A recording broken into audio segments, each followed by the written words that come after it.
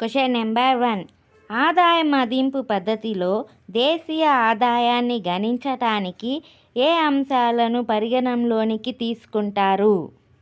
Answer: ఉద్యోగస్తుల పరిహారం, మిశ్రమ ఆదాయం, భూమి మూలధనం, పెట్టుబడులపై వచ్చే ప్రతిఫలం. Question number 2. సిఎస్ఓ జాతీయ ఆదాయం అంచనాలు మనకు ఏ శ్రేణుల్లో లభిస్తాయి?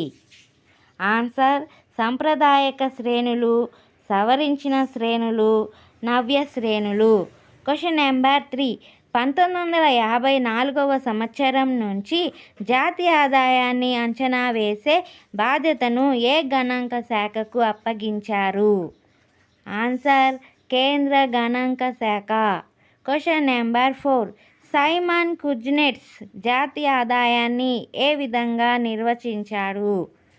ఆన్సర్: దేశంలోని ఉత్పాదక వనరుల ద్వారా జనితమై ఏటా తుది వినియోగదారులను చేరే వస్తు సేవల మొత్తం నికర విలువ.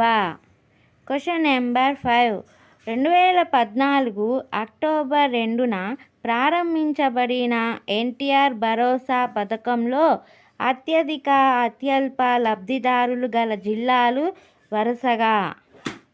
Answer: Thurpu Godavari, Nellore. Question number 6.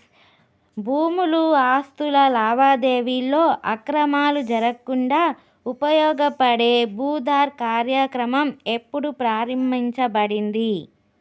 Answer: 2018 April 11. Question number 7. రాష్ట్రంలో ప్రస్తుతం ఎంజీఎన్ఆర్ఈజీఎస్ ద్వారా చెల్లించే రోజువారీ వేతనం రూపాయలలో. ఆన్సర్: 194. Question number 8. ఆంధ్రప్రదేశ్ రాష్ట్రంలో అత్యధిక అత్యల్ప జనసాంద్రత కలిగిన జిల్లాలు. Answer: Krishna, Kadapa. Question number 9. 2001-11 మధ్య రాష్ట్రంలో పట్టణ జనాభా పెరుగుదల శాతం.